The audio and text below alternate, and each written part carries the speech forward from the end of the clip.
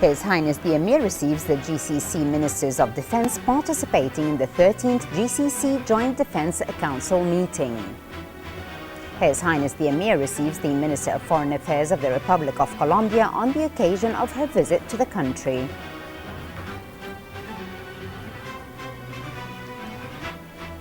And a mosque in the occupied Palestinian territory is set on fire amid soaring tensions between Palestinians and Israeli settlers. In our first item, Bismillah ar-Rahman ar-Rahim, His Highness the Emir Sheikh Sabah Al-Ahmed Al-Jaber Al-Sabah received this morning at Bayan Palace His Highness the Crown Prince Sheikh Nawaf Al-Ahmed Al-Jaber Al-Sabah.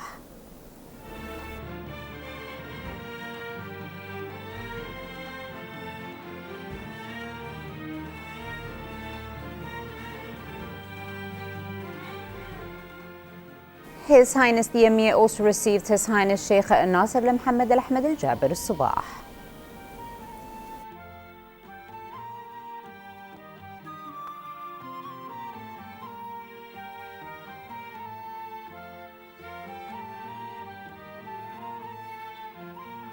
His Highness the Emir then received His Highness Sheikh Jabir Al-Mubarak Al-Hamad Al-Sabah, the Prime Minister.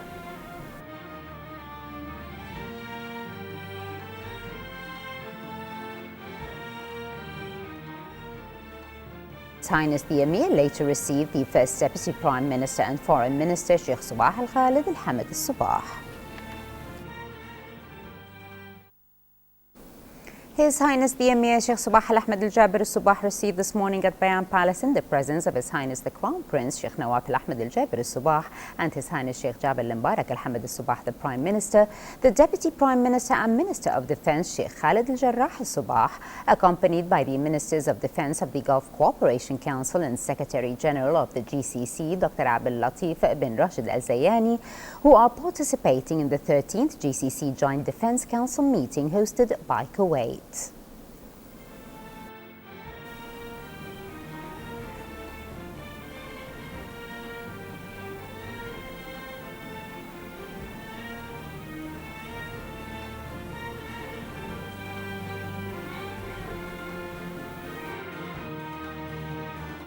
His Highness the Emir also received the First Deputy Prime Minister and Foreign Minister Sheikh Sabah Al-Khalid Al-Hamad Al-Sabah and the Minister of Foreign Affairs of the Republic of Colombia, Maria Cuellar, on the occasion of her visit to the country. The meetings were attended by the Deputy Minister of the Emiri Diwan Affairs, Sheikh Ali Jarrah Al-Sabah.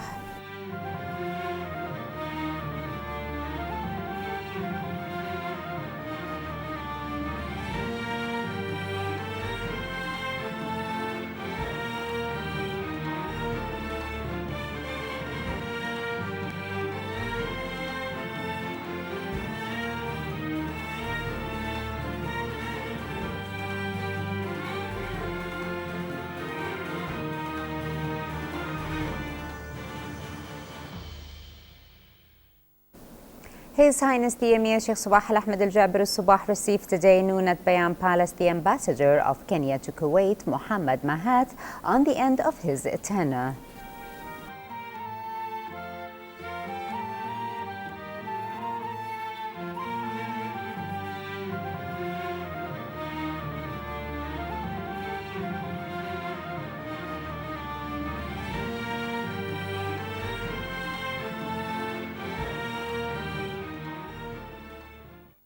His Highness the Emir Sheikh Sabah Al-Ahmed Al-Jaber Al-Sabah sent a cable of condolences to the custodian of the two holy mosques, King Abdullah bin Abdulaziz Al Saud of the Kingdom of Saudi Arabia, on the passing away of Her Royal Highness Princess Mashal bint Mohammed bin Mishal bin Abdulaziz Al Saud.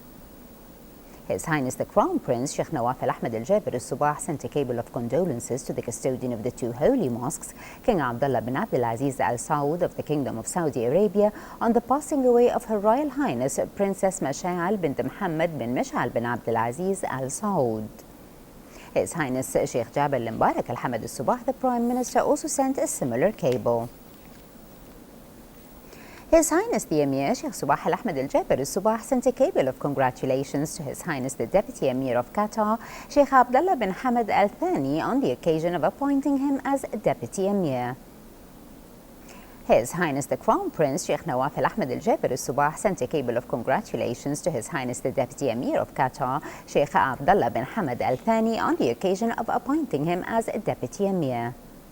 And His Highness Sheikh Jabir Al Mubarak Al Hamad Al Subah, the Prime Minister, also sent a similar cable. His Highness the Emir Sheikh Subah Al Ahmed Al Jaber Al Subah received a cable of congratulations from His Excellency the President of the Republic of Serbia, Tomislav Nikolic, on the occasion of naming His Highness as a humanitarian leader by the UN. His Highness the Emir sent a reply cable to His Excellency the Serbian President expressing sincere gratitude over his noble sentiments and wished him good health and the Serbian people more progress and prosperity.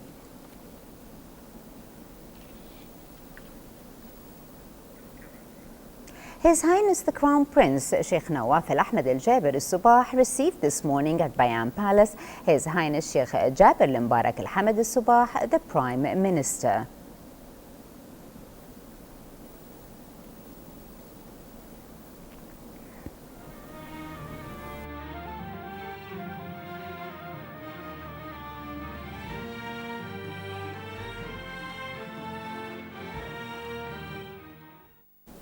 His Highness the Crown Prince also received the First Deputy Prime Minister and Foreign Minister Sheikh Subah Al Khalid Al Hamad Al Subah.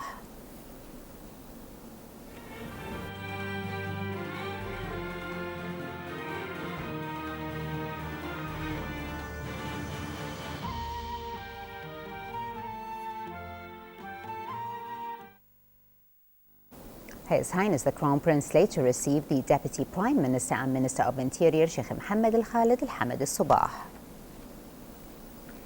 His Highness Sheikh Jabir Al Mubarak Al Hamad Al Subah, the Prime Minister, received today at Bayan Palace in the presence of the First Deputy Premier and Foreign Minister Sheikh Subah Al Khalid Al Hamad Al Subah, the Foreign Minister of Colombia Maria Aquila, on the occasion of her visit to the country.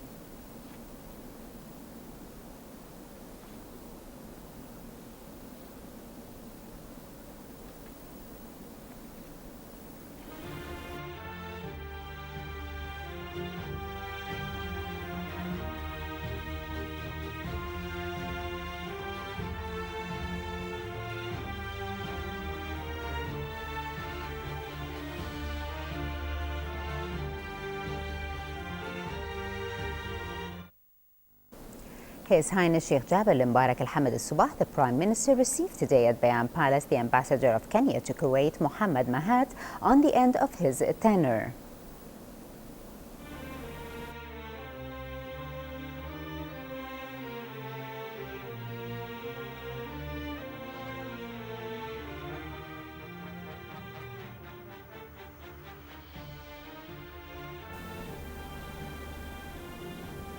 His Highness the Prime Minister also received the Ambassador of Chad to Kuwait, Ali Ahmed Aghbash, who conveyed a written message to His Highness from the Prime Minister of Chad, Khazil Bout Pami Dubout, that dealt with boosting bilateral relations in all domains.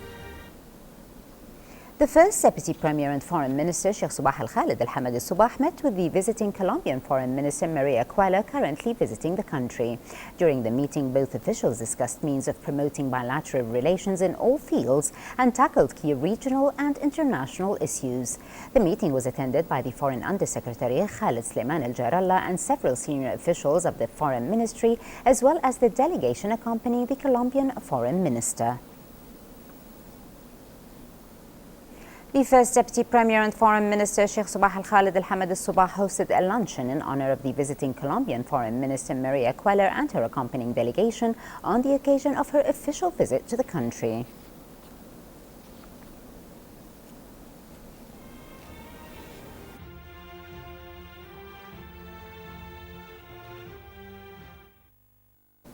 The 4th International Autism Congress 2014 kicked off at the Regency Hotel yesterday. The 3-day conference includes lectures and special presentations to help inform the public on the advancements in autism research and how a little education in the field can help resolve some common misconceptions about autism spectrum disorder. Reporter Batria Saleh brings us this report. Under the patronage of His Highness the Emir Sheikh Subah Al Ahmed Al Jaber Al Subah, The 4th International Autism Congress 2014 held its opening ceremony this morning right here in Kuwait. There are a lot of skills that I believe that can be trained, even though they are not present yet. So I think the brain is amazing, and even though some roots in the brain aren't present yet, people are more capable to learn things than we figure out in the first place. The man who first described autism used the word autism, meaning living in your own world that you were related to other people. In retrospect, sometimes when I go out and talk, for example, to Boy Scout groups, and the word autism is kind of off-putting, they don't understand it. And I say, think about it as a social learning problem. It's a learning disability that's social, and it starts from birth. And that sometimes makes it easier to understand. And we now understand some things about the brain, the information that most of us just learn naturally is not naturally available because of autism. So looking at faces, I'm going to show some work. The parts of the brain that most of us use for looking at faces is not the same part that people with autism use for looking at faces. So there's a whole package of these things we've discovered. And what it means is people don't learn from the world the same way if they have a social disability. If you're a social person, you become much more efficient at learning. So what the implication is for treatment is we're going to try to turn this on its head and give kids with autism workarounds so they can learn about the world more effectively rather than being just stuck in their own. In collaboration with World Autism Organization and Kuwait Center for Autism, participants from over 36 countries gathered from around the globe to share and learn the advancements in scientific, medical, and social research gathered to better understand autism spectrum disorder. The top one definitely is it is not a psychological disorder. It is nobody's fault. It is a biochemical condition. And I think it's very important that it is no one's fault, especially people must not blame the parents. They must support the parents. I think one thing to do is, there's a couple of things. One is to realize it's a learning disability. If you had somebody who you knew had a reading problem, you would go slow, you would be respectful. And the slow is not for the person stupid. The slow is that there's processing time. You would give the person a chance to look at the whole picture. If the person is only processing a part of the information, I'm going to show some information represented from our research that says people with autism maybe get 10% of what goes on socially. So it's a tiny fraction. Well, you can tell them, this is what's going on. These are who's involved. You can turn yourself into a reporter like you and say the who, what, where, when, and why. This is what's happening. This is where we're at. This is what the agenda is. This is how we behave. This is what to look for. And to give people a little template. People with autism are also very good with visuals. So writing things down, using pictures for people who can use written language, have a schedule. So sequential, sort of putting it all together, and helping people understand what the goal is. People can learn very efficiently. We have kids going to college now, many more than in the past. The conference included lectures as well as workshops and an exhibition, offering multiple opportunities to close the gap between misconceptions and crucial facts in order to help comprehend and better understand autism. The next World Autism Conference will be held in Denmark in January 2016. At the Regency Hotel, I'm Badriya Saleh, reporting for the English News. Palestinian sources said today that a group of extremist settlers burnt down Al-Aghir village mosque east of Ramallah. The residents said that the lower floor of the mosque was damaged and they discovered anti-Arab graffiti on the walls of the mosque, which lies in the western part of the village. Reporter Fatma Abdel Karim has more on this story. Dawn, Al-Mughayir village woke up to a different morning. At the early dawn prayers, the men of Al-Mughayir arrived at the scene of their village's mosque, burnt down by extremist settlers in an apparent price tag attack against the village. Around 3 a.m., I was informed of the fire. When I arrived at the mosque, I found that although the doors were locked, the fire was fierce. We immediately started to put it off. The mosque's first story is nearly 200 meters in area and was all burnt down. When the worshippers arrived, the second story had caught the fires, but was terminated before the fire extended.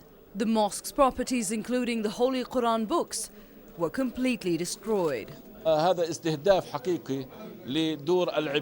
This This is a real attack of the places of worship. It's meant to be an attack, the Holy Quran book and the whole mosque. This shows that they are trying to draw us into a religious war. The attack was strongly condemned by the Palestinian Authority and was seen as a serious escalation of the already tense situation. This is not far from the actions of the settlers, who only come under the protection of the occupation's army. They have attacked our Aqsa mosque before, as they had attacked our holy mosques now in our villages. This will only make us stronger. This was not the first time the village's mosque was attacked. The same price tag attack took place in 2011. For years, groups of extremist settlers carried out what they called revenge attacks named price tags, where they executed overnight attacks on Palestinian villages and cities. Those attacks are seen as part of a systemized series of terrorist attacks by settlers targeting what is holy and sacred for Palestinians. Fatma Abdul Karim, Kuwait TV, Ramallah, Palestine. And in our final item, we move to the local financial news, where the three main indices of Kuwait Stock Exchange ended trade today on a mixed board, with the price index gaining 23 points to settle at the level of 7,201 points. The KSX 15 index, however, lost 4 points and registered at 1,150 points. The share of Al Adira Holding Company was the top gainer of the day, while that of the Pearl of Kuwait Real Estate Company was the top decliner.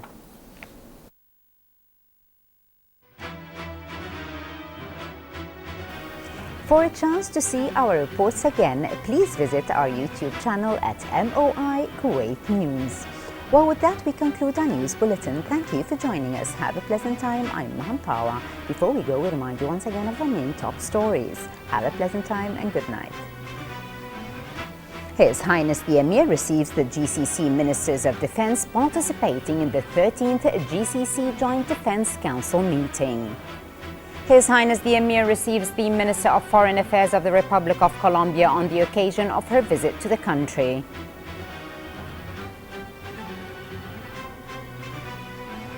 And a mosque in the occupied Palestinian territory is set on fire amid soaring tensions between Palestinians and Israeli settlers.